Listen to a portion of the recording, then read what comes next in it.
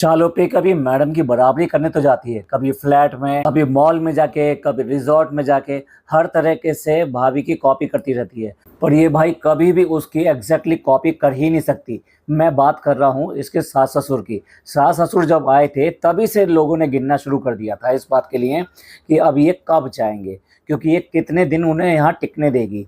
मतलब वर्ड आप याद रखिए, टिकने देगी। इट मीन्स उनका यहाँ रहना इसी बात पर डिपेंडेंट था कि ये कितना ज़्यादा उनके साथ में इन्वॉल्व होती है या उनको भगाने का प्लान करती है। क्योंकि कभी भी इसका मूड उखड़ जाता है, किसी से भी उखड़ जाता है, और कोई सी भी छोटी सी बात लेके ये बिल्कुल उखाड़ देती है कि भाई अब ये मुझे नहीं चाहिए।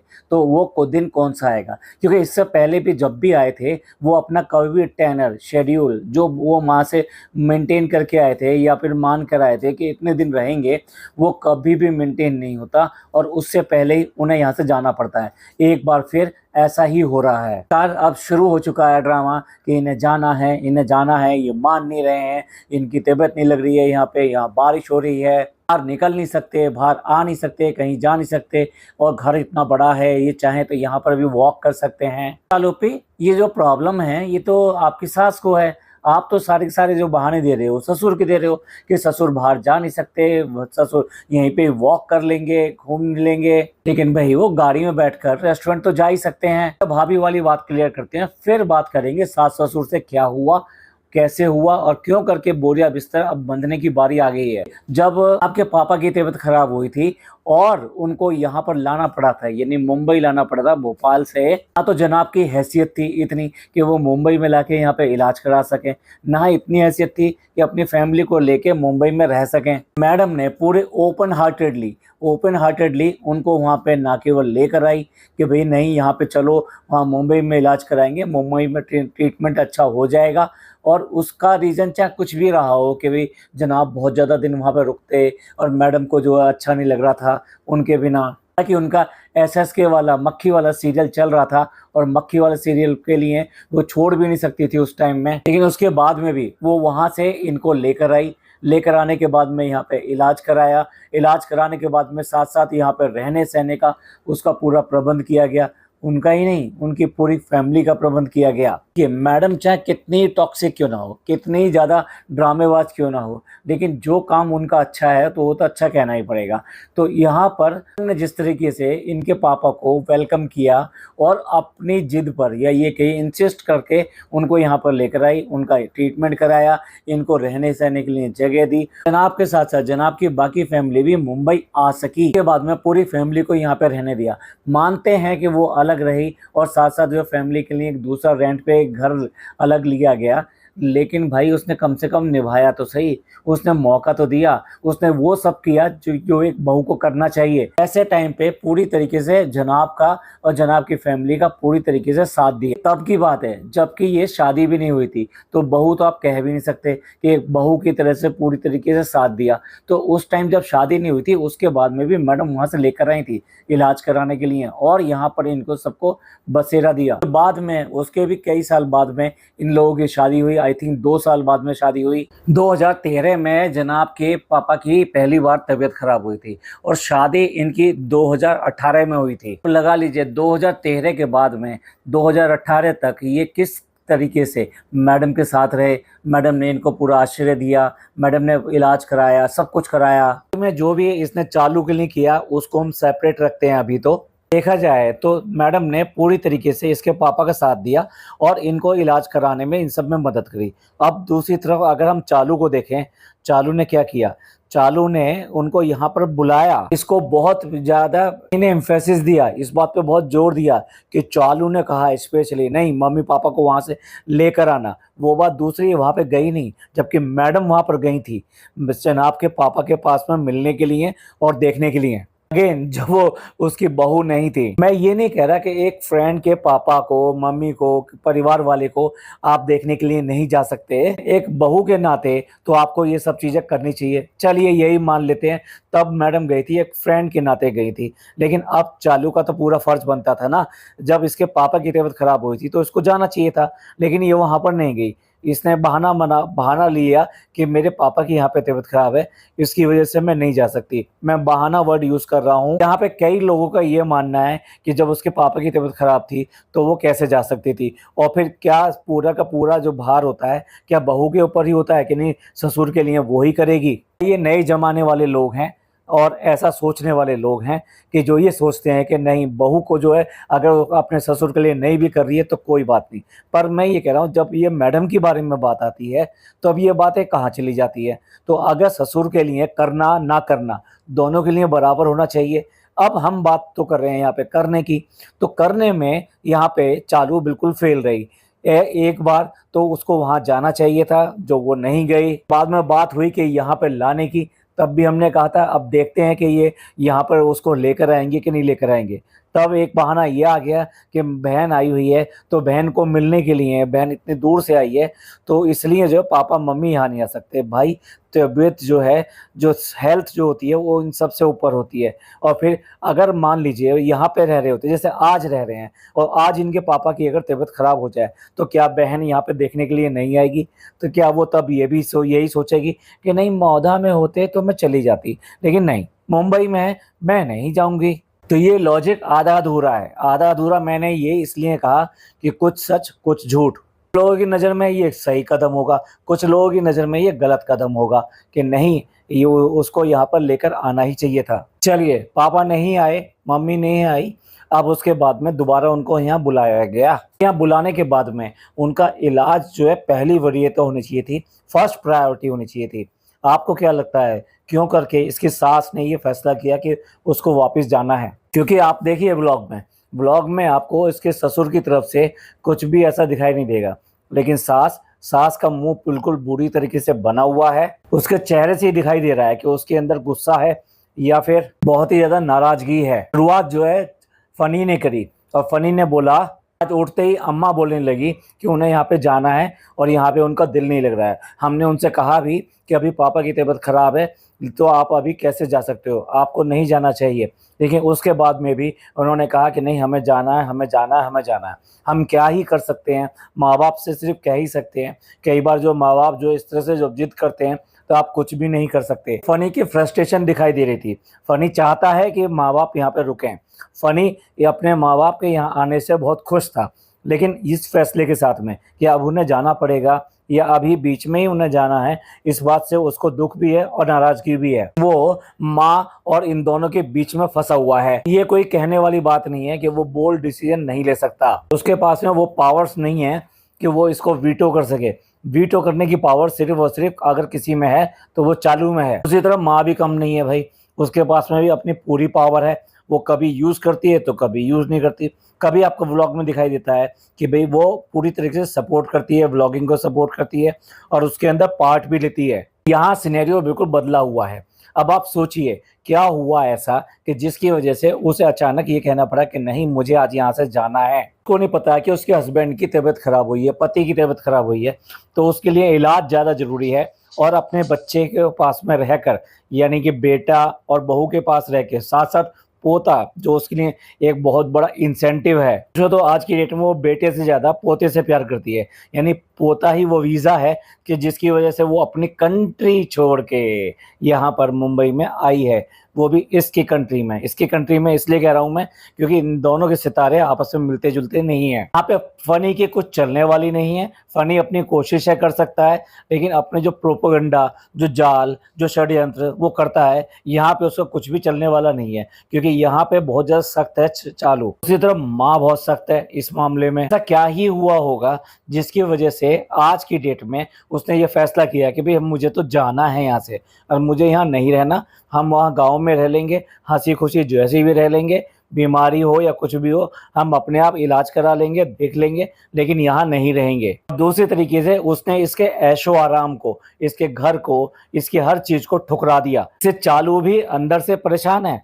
ऐसा नहीं है कि वो जो इस बात से खुश है कि ये जा रहे हैं, ये चीज़ सबको दिखाई दे रही है और इसका पूरा पूरा इल्ज़ाम डेफ़िनेटली ये मुँह से बोलें या ना बोलें चालू के ऊपर ही आता है। इसके बाद में चालू अपनी व्लॉगिंग शुरू करती है और चालू बोलती है कि भई हम क्या ही कर सकते हैं, हम सब जो कोशिशें कर सकते हैं, लेकिन ज़रूरी नहीं है कि जैसा हम चाहते हैं वैसा ही हो और सब कुछ ठीक हो। हाँ, कुछ-कुछ बातें तो चलती ही रहती हैं, पर ऐसा तो हर घर में थोड़ा बहुत होता ही रहता है।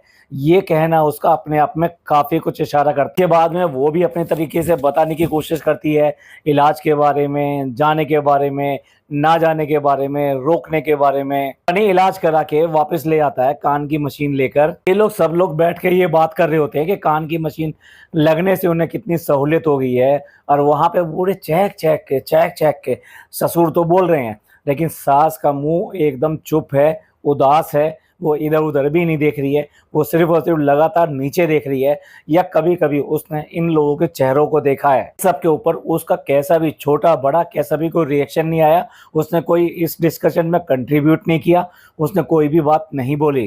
अब ऐसा क्या हुआ कि जो अचानक ही ये सब चीज़ें बाहर आ गईं? ये बाहर आने का रीज़न साफ-साफ इसके व्लॉग से ही दिखाई देता है। चलिए आप कई व्लॉग देख लीजिए जब से ये इसके सास-ससुर आए हैं। सास-ससुर आने के बाद में इसने बिल्कुल भी उनको इम्पोर्टेंस नहीं दी है, उनके लिए कुछ भी किया नहीं है। सबसे बड़ी बात जिस चीज़ के लिए उनको लेकर आए थे यहाँ पे इलाज कराने के लिए, कई दिन बाद में उनको डॉक्टर के लेके गए हैं और वो डॉक्टर के जो लेके गए हैं, वो सिर्फ़ और सिर्फ़ उनके कान के डॉक्टर के लिए लेकर गए हैं। यानी उसका अपॉइंटमेंट ले लिया गया था, पर जो इनकी इलनेस है, जो मेजर इलनेस है, जिसकी वजह से इनको इतनी प्रॉब्लम हुई, जिसकी वजह से ये वहाँ से चलकर यहाँ तक आए, उस बीमारी के बारे में कोई अपॉइंटमेंट, कोई प्रायर अपॉइंटमेंट नहीं लिया गया। वहाँ पे अभी तक भी कोई भी उनका इस तरह का चेकअप नहीं हो सका जिससे कि उस बीमारी के बारे में कुछ हो सके। आपने टेस्ट करा लिए, आपने कान का करा लिया, अपने भी सारे टेस्ट करा लिए, खालाओं के टेस्ट करा दिए। भाई इलाज जो होना था वो पापा का होना था और पापा का होना था तो वो डिफरेंट तरीके से होना था, डिफरेंट इंटेंसिटी के साथ होना था। इंटेंसिटी मतलब तुरंत ही जैसे वो आए थे तो तुरंत उनका अपॉइंटमेंट क्यों नहीं लिया गया, क्यों करके उनको डॉक्टर्स के नहीं ले जाया गया, क्यों करके वो ट्रीटमेंट उनका चालू नहीं हुआ। घर में क्या है, घर में मस्ती का माहौल चल रहा है, पूरा खालाओं के साथ में व्लॉग बन रहे हैं, घूमा फिरा जा रहा है, सब कुछ हुआ जा रहा है। पापा हॉस्पिटल से आ गए, उनका सेलिब्रेशन हो गया, एक बर्थडे भी हो गया, बर्थडे की ब्रिंकिंग भी हो गई, जनाब का बर्थडे हो गया, जनाब के बेटे का बर्थडे हो गया, सब चल रहा है, सब चल रहा है। जो नहीं चल रहा है, जिसके लिए वो आए थे और उनको जो इम्पोर्टेंस मिलनी चाहिए थी फैमिली के अंदर, वो कुछ भी नहीं मिल रही। ये सिर्फ और सिर्फ चालू के खालाएं और यही सब चलता रहा। ऐसा नहीं है, आपने अगर एक 5 स्टार के कमरा भी लेके दे दिया तब भी वो अब उसकी ज़रूरतें पूरी नहीं करता है। यहाँ पर कोई वहाँ से ये एसी के कमरे में रुकने के लिए नहीं आए थे कि इन्हें एक एसी का कमरा अलग से मिले और उसमें रहें, तो ये इसके लिए नहीं आए थे यहाँ पे। चालू की भी और फनी की भी बहुत बड़ी भूल थी।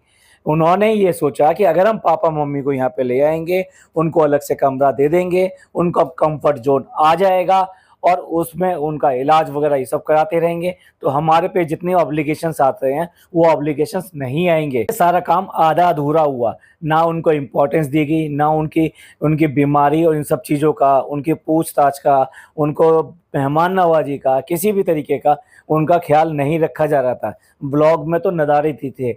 इसकी माँ काफ़ी हद तक व्लॉग में दिखाई देती है और साथ-साथ उसमें पार्ट भी लेती है। वो आपने कहीं पे भी उसको नोट नहीं किया होगा, तो आप समझ सकते हैं कि उसके साथ में यहाँ पर किस तरह का व्यवहार हो रहा होगा था। और दूसरी बात ये आप याद रखिए, जेंट्स को पता चले ना चले, लेडीज़ को पता इस बात का बहुत ज़्यादा पता लगता है कि कब आप उनको इग्नोर किया जा रहा है, या ये कहिए कब उनको बोझ समझा जा रहा है, कहिए कि कब उनको ऐसा लगता है कि हमें तो झेला जा रहा है। झेला वर्ड समझते हैं ना, झेलना, कि भाई ये ठीक है यहाँ पड़े हुए हैं, इनको खाना पीना दे देते हैं, ये सब कर देते हैं, बस ठीक है। ये चीज़ जो है चालू की सास को बहुत ज़्यादा बुरी लगी है कि वो पूरी सारी इम्पोर्टेंस, सारी चीज़ें उसकी खालाओं को के लिए और उसके बच्चों के लिए हैं और उन सब में ही बीच में हो जाती है। और कुछ बचा कुचा होता है तो जनाब अपने अटेंशन ले लेते हैं, मैडम अपनी अटेंशन ले लेती हैं, उनके पापा अटेंशन ले लेते हैं, तो ये तो बस सेकंड, थर्ड क्या फोर्थ प्रायोरिटी पे भी नहीं आ पाते हैं। यही वो वजह थी, यही वो ट्रिगर्स थी जिसकी वजह से इसकी सास ने फैसला किया कि नहीं, हमें यहाँ नहीं रहना, हम वहाँ रह लेंगे, खाना पीना हमें वहाँ पे भी मिल जाएगा और नौकर लगे हुए हैं, तो इसलिए जो भी कुछ खाना पीना है, जैसा खाना पीना है वो वैसा मिल जाएगा। कम से कम वहाँ अपनी तो चलेगी, अपने तरीके के तो खाने बनेंगे, अपने को कोई पूछने वाला तो होगा, अपने तरीके से हम अपनी ज़िंदगी को अपने सँवार सकेंगे, अपने ही लोग आके मिल सकेंगे, अपने ही लोगों के साथ में हम उठ बैठ सकेंगे, बाहर आ जा सकेंगे। ससुर का क्या है, ससुर तो पहले भी आते थे तो वहाँ पर रेस्टोरेंट पे चले जाते थे और उन्हें रेस्टोरेंट पे बैठना अच्छा लगता था। वहाँ पे 4 लोगों से बातें भी हो जाती है, दुनिया से देख लेते हैं, तो ये काम तो अब भी हो सकता था। रेस्टोरेंट तो चल ही रहा है, रेस्टोरेंट में क्या है, अगर बारिश पड़ रही है, जो कह रही है ना बारिश बंद नहीं हो रही, हम कहीं बाहर नहीं जा पा रहे, हम घूम फिर नहीं रहे, हम इनको ले जा नहीं पा रहे, भैया वो मौधा में भी इधर-उधर घूमते फिरते नहीं है एकदम से। रेस्टोरेंट जाने के लिए कोई बारिश और इसके बंद होने की ज़रूरत नहीं थी। गाड़ी में बैठ के सुबह जो वहाँ पे छोड़ दिया जाता, उसके बाद में जब होती जब ले आया जाता। अरे इतना दूर भी नहीं है, वो बारिश बंद होने पे वॉक करते हुए भी आ सकते हैं, क्योंकि उनको तो चलने की इतने की आदत है। तो उनको कैद करके रखा किसने? इन्होंने ही रखा वहाँ पर। अब जो लोग बाग देखते हैं कि हमारी हालतें बद से बदतर होती जा रही हैं, तो फिर वो अपने आप ही फैसला कर लेते हैं, क्योंकि भाई इज़्ज़त से यानी कि बेइज्जती देखकर कोई भी रहना नहीं चाहता। और इसी वजह से इसकी सास ने फैसला किया हम तो जाएँगे, और इसको लगा कि सास ने एक तुरुप का इक्का चल दिया है, अब मैं क्या ही करूँ, अब मैं इनको कैसे ही करके रोकूँ। देख रहे होंगे कि हम जो है उनके लिए रोटी बना देते हैं, हम उनके लिए खिचड़ी बना देते हैं, हम इनके लिए ये बना देते हैं।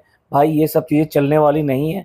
जो दिखाई देता है तो ये सिर्फ़ और सिर्फ़ तुम ब्लॉग के लिए कर रहे हो, जो उनके लिए अगर करोगे, मैंने कहा था ना कि अगर इन्होंने वो एनवायरनमेंट दिया, मतलब अगर इनका एनवायरनमेंट टॉक्सिक रहा, तो ये तो क्या, कोई भी यहाँ नहीं रुक पाएगा। अब इस टॉक्सिक एनवायरनमेंट का दूसरा एग्ज़ाम्पल देख लीजिए कि वो जो शहर आई थी, वो जितने टाइम यहाँ पे रही है, वो बिल्कुल दबी-दबी रही है, हँस नहीं पाई, खेल नहीं पाई, कहीं बाहर आ जा नहीं पाई। वो यहाँ ऐसे लग रहा था जैसे दब के रह रही है बहुत ज़्यादा, और उसका रीज़न ये टॉक्सिक एनवायरनमेंट ही है। लेकिन देखो, जब उसके जाने की बारी आई तो कितना चहक रही थी, कितना खुश थी वो इस बात के लिए, अपने सामान, अपने इन सब से कि मेरे को जाना है, मेरे को जाना है, वो कितना ज़्यादा खुश थी। जबकि और सब जितने भी हैं, जैसे कि इसकी खाला आई थी, जैसे कि ज़ारा आई थी, वो सब रो-रो के गए हैं। भैया उनको रोने का कारण समझ में आता है, वो यहाँ ऐशो-आराम में थे, घूम फिर रहे थे, उन्हें गिफ्ट मिल रहे थे। अब आप सोच के देखिए, शहर के लिए क्या, शहर जब पहली बार आई थी, दूसरी बार आई थी, तो वो यहाँ से गई थी तो रोती हुई गई थी। उसे यहाँ पे मन लग गया था, उसे बच्चों के साथ खेलना अच्छा लगता था, जो ख़ास तौर से जनाब के बेटे के साथ में उसकी एक अलग ही बॉन्डिंग बन गई थी। इस बार वो कितनी खुश होते हुए जा रही है, और जब यहाँ पे रही थी तब बिल्कुल दुखी-दुखी से रही थी। अब ये दोनों का एग्ज़ाम्पल देख लीजिए, दोनों का कितना बड़ा अंतर है।